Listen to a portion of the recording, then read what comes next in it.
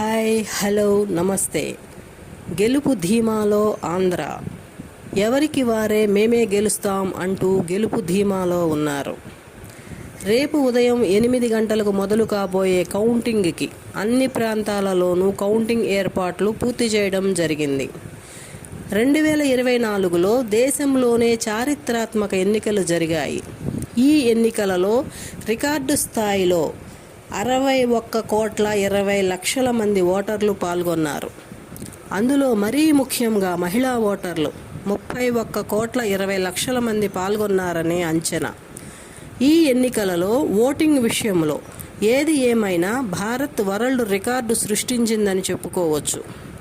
Counting సమయంలో గీత దాటిన వారిపై కఠిన చర్యలు ఉంటాయని, కౌంటింగ్ కార్యాలయాల్లో సెల్ ఫోన్లు నిషేధమని, కౌంటింగ్ కేంద్రాల వద్ద 144 సెక్షన్ అమలు పరుస్తూ కొన్ని చోట్ల రెడ్ జోన్గా ప్రకటిస్తూ కట్టుదిట్టమైన భద్రతా ఏర్పాట్లు చేయడం జరిగింది.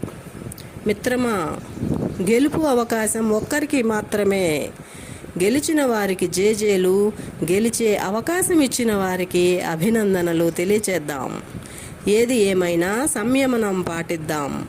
భారతదేశం నా మాతృభూమి, భారతీయులందరూ నా సహోదరులే. జై హింద్, జై ఆంధ్ర, జై అమరావతి.